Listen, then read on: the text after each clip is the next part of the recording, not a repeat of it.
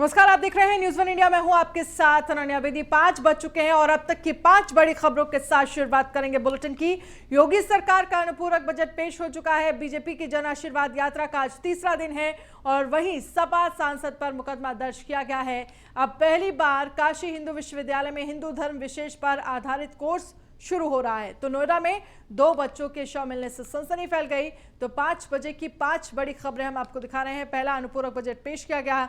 दूसरा, काशी विश्व विद्यापीठ में हिंदू धर्म का पाठ पढ़ाया जाएगा। तीसरा, सांसद पर मुकदमा दर्ज किया गया। और चौथी, जन आशीर्वाद का आज तीसरा दिन है, जन आशीर्वाद यात्रा का।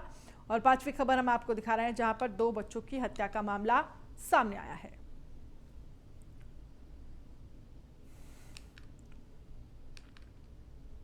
और वाराणसी से बड़ी खबर आपको दिखा रहे हैं जहां पर बीएचयू में शुरू होगा धर्म विशेष पर आधारित कोर्स। काशी हिंदू विश्वविद्यालय में पढ़ाया जाएगा हिंदू धर्म कोर्स।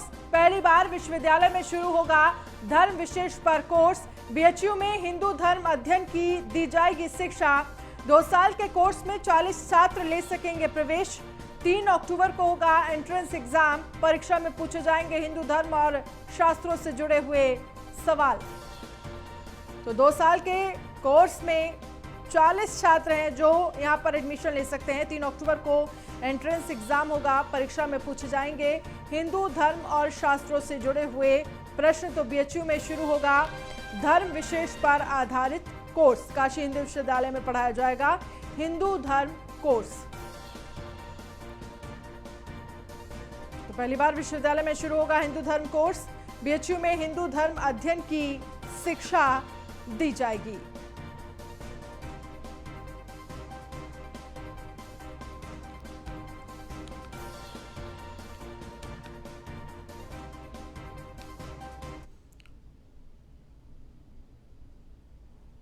और इस खबर पर ज्यादा जानकारी के लिए सुजीत पटेल हमारे साथ जुड़ गए हैं, हमारे संवाददाता वाराणसी से।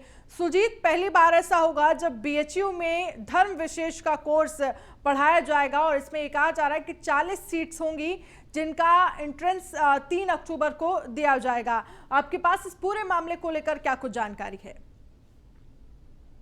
अनन्या, बता दो कि बीएचयू एक ऐसा विश्वविद्यालय है जहाँ पे बच्चे पढ़ना चाहते हैं और वो विश्वविद्यालय में अब धर्म की शिक्षा दी जाएगी। और बात की जाए, ये 2 साल का कोर्स होगा, इसमें लगभग 40 बच्चे इसमें भाग ले सकते हैं। और ये कोर्स में जो बच्चों की बात की जाए, एंट्रेंस जो है इसका चालू होने वाला है। 3 अक्टूबर तक ये एंट्रेंस होगा और उस समय तक बच्चे इससे भाग लेंगे। और जो बच्चे भाग लेंगे और पढ़ेंगे उसकी शिक्षा धर्म की, और जो इसके क्वेश्चन भी होंगे उसी धर्म के बारे में ही होगी और उसी पे बात की जाएगी। वाराणसी में ही नहीं, ये बीएचयू ही नहीं और पूरे वर्ल्ड में बात की जाए तो धर्म की शिक्षा देने वाला ये पहला विश्वविद्यालय होगा बीएचयू जहाँ पे धर्म की शिक्षा देने जा रही है। चलिए, बहुत बहुत शुक्रिया तमाम जानकारी के लिए। और अब बात करेंगे कुछ और खबरों की जहां पर हिंदू धर्म का पाठ पढ़ाया जाएगा। तो उत्तर प्रदेश विधानसभा चुनाव की तैयारियों में जुटी योगी आदित्यनाथ सरकार ने वित्तीय वर्ष 2021 से 22 का पहला अनुपूरक बजट विधानमंडल में पेश किया है।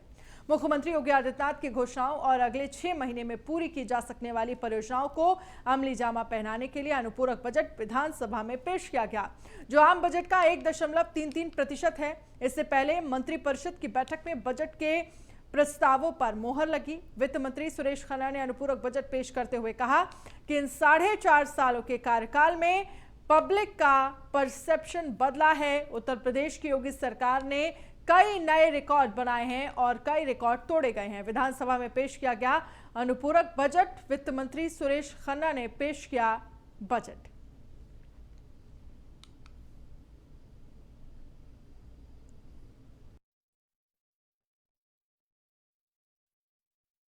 उत्तर प्रदेश की योगी सरकार ने कई रिकॉर्ड बनाए हैं मान्यवर और कई रिकॉर्डों को तोड़ा भी है मान्यवर। इसलिए मैं आपके माध्यम से पूरे सदन से अनुरोध करना चाहता हूं कि 1.33% का हम मात्र अनुपूरक बजट लेकर आए हैं। इसलिए बिना चर्चा के ही अगर सबको पास कर दें तो बहुत अच्छा है। उत्तर प्रदेश की योगी सरकार ने कई रिकॉर्ड बनाए हैं मान्यवर और कई रिकॉर्डों को तोड़ा भी है मान्यवर। इसलिए मैं आपके माध्यम से पूरे सदन से अनुरोध करना चाहता हूं कि 1.33% का हम मात्र अनुपूरक बजट लेकर आए हैं। इसलिए बिना चर्चा के ही अगर सबको पास कर दे तो बहुत अच्छा है। और चलिए इस अनुपूरक बजट की खास बातें क्या है वो भी आपको ग्राफिक्स के जरिए समझाते हैं जरा। कुल बजट का 1.33% का अनुपूरक बजट पेश। आंगनबाड़ी चौकीदारों के मानदेय में वृद्धि, अयोध्या में पार्किंग की व्यवस्था का प्रावधान, बेसिक इंफ्रास्ट्रक्चर में इजाफे का प्रावधान है। विकास की योजनाओं को आगे बढ़ाना होगा, ये वित्त मंत्री की तरफ से कहा गया।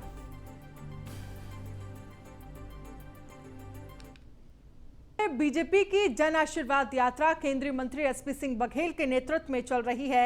4 राज्यों की सबसे लंबी जन आशीर्वाद यात्रा लेकर एसपी सिंह बघेल चल रहे हैं और आज एसपी सिंह बघेल का काफिला फिरोजाबाद के कटफोरी पहुंचा, जहां हमारे एसोसिएट एडिटर विजय श्रीवास्तव ने केंद्रीय मंत्री एसपी सिंह बघेल से खास बातचीत की।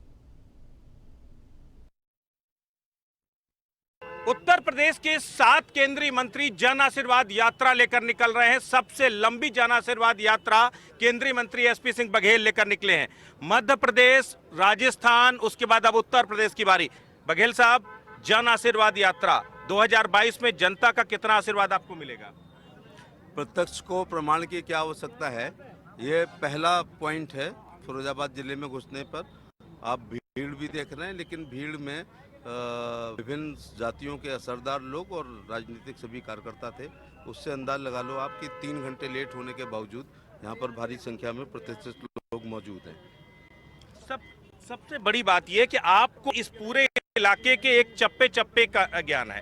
विपक्षी लगातार हमला करते हैं कि अब 2014, 2017, 2019 का जो तिलिस्म था बीजेपी का, वो अब टूट रहा है, इसलिए अब सड़कों पर नेता दिखाई दे रहे हैं। विपक्ष की वजह से ये जन आशीर्वाद यात्रा हो गई। मैं विपक्ष का धन्यवाद देना चाहूँगा। अगर लोकसभा में प्रधानमंत्री जी जब अपने मंत्रियों का परिचय करा रहे थे, वो एक लोकतांत्रिक परंपरा थी, अगर उस दिन करा लेने देते तो जन आदेश यात्रा वास्तव में नहीं निकलती। जब प्रधानमंत्री जी परिचय करा रहे थे, उन्होंने नहीं होने दिया, तो पार्टी ने निर्णय लिया है कि सीधे जनता के बीच में जाके अपना रूबरू होकर परिचय करेंगे। और डेमोक्रेसी में ये एक अच्छा तरीका है कि man to man and people to people contact हो। मेरा सौभाग्य है कि मुझे 4 राज्यों में मध्य प्रदेश, राजस्थान, उत्तर प्रदेश और हरियाणा में जाने का अवसर मिला है।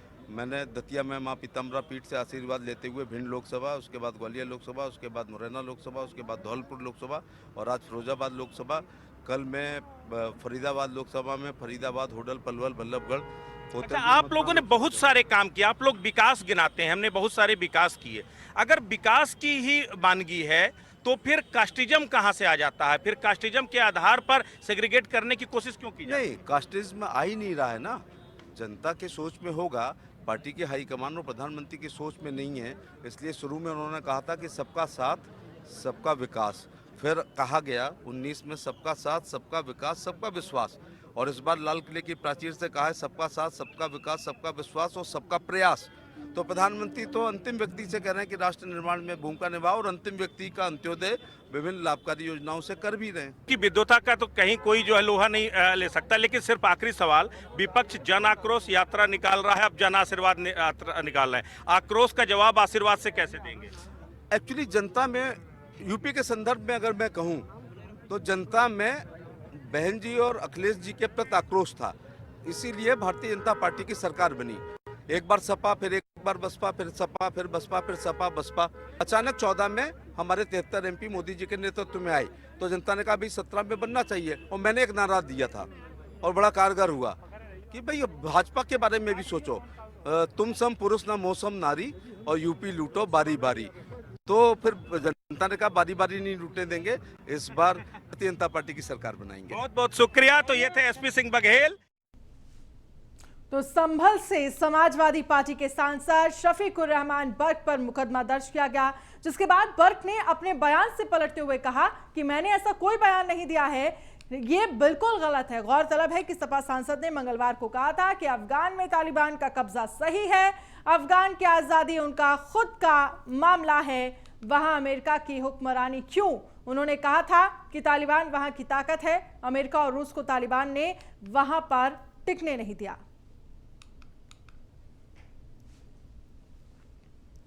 थाना संभल कोतवाली में कल देर रात संभल सांसद डॉक्टर शफीकुर रहमान बर्क व 2 अन्य व्यक्ति फैज़ान चौधरी व मोहम्मद मुकीम के विरुद्ध अभियोग पंजीकृत किया गया है। इनके द्वारा तालिबान के संबंध में भड़काऊ बयान दिए गए। एक प्राइवेट व्यक्ति श्री राजेश सिंघल द्वारा लिखित तहरीर देकर यह बताया गया कि डॉक्टर बर्ग द्वारा एक मीडिया ब्रीफिंग में तालिबान की तुलना भारत के स्वाधीनता सेनानियों के साथ की गई तथा उसकी जीत पर खुशी मनाई गई। ज्ञातव्य हो कि तालिबान भारत सरकार द्वारा घोषित एक आतंकवादी संगठन है। इस तरह के बयान देशद्रोह की श्रेणी में आते हैं। अतः उपरोक्त लिखित तहरीर के आधार पर उपरोक्त तीनों व्यक्तियों के विरुद्ध धारा 124A, 153A व 295A IPC के अंतर्गत अभियोग पंजीकृत किया जा रहा है। अन्य दो व्यक्तियों द्वारा फेसबुक पर इसी प्रकार के बयान दिए गए, उनके विरुद्ध भी इसी FIR में अभियोग पंजीकृत किया। मैंने ऐसा कोई बयान नहीं दिया है, बिल्कुल गलत है। जो मैंने कहा था ये अल्फाज कहे थे। जब मुझसे उन्होंने सवाल किया, मैंने कहा मुझसे क्या ताल्लुक़, वहाँ के उस मुल्क से या तालिबान से मुझसे क्या ताल्लुक़। मैं इस सिलसिले में कोई कुछ बात नहीं कह सकता। मैं कि मेरे मुल्क की जो पॉलिसी होगी अपने मुल्क के साथ में, बस ये बयान दिया मैंने। तो इसमें मैंने क्या जुर्म कर दिया? मैंने तो मना कर दिया उनसे। मैंने कि तालिबान से मेरा कोई ताल्लुक़ नहीं, कोई वास्ता नहीं, मैं वहाँ का रहने वाला नहीं। तो मैं तालिबान के सिलसिले में मैं राय देने वाला कौन हूँ? मैंने कि मैं क्यों दूँ राय इसमें अपनी राय? मैंने कि मैं अपने मुल्क के साथ हूँ, मुल्क की जो पॉलिसी बनेगी या जो होगा। और खबर है नोएडा से, जहां पर 2 मासूम बच्चों का शव मिला है। 2 बच्चों के शव मिलने से सनसनी फैल गई।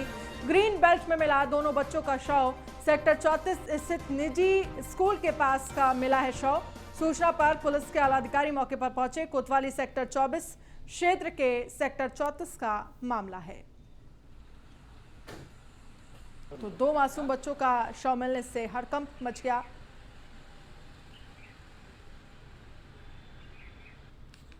सेक्टर 34 का ये मामला है।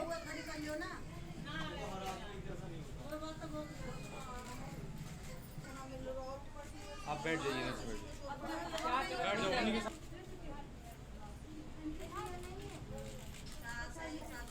तो 2 बच्चों के शव मिलने से सनसनी फैल गई।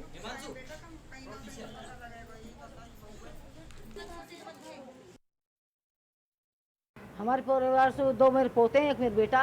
और किस बजे कब खोए थे, कितने समय के आसपास खोए थे? 6:30 बजे।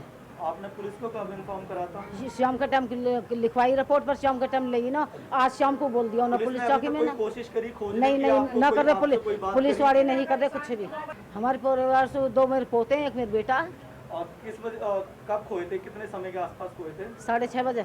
आपने पुलिस को कब इन्फॉर्म करा था? शाम का टाइम लिखवाई रिपोर्ट पर, शाम का टाइम लेगी ना, आज शाम को बोल दिया ना पुलिस चौकी में ना। कोशिश करी खोजने नहीं नहीं ना कर रहे पुलिस वाले, नहीं कर रहे कुछ भी।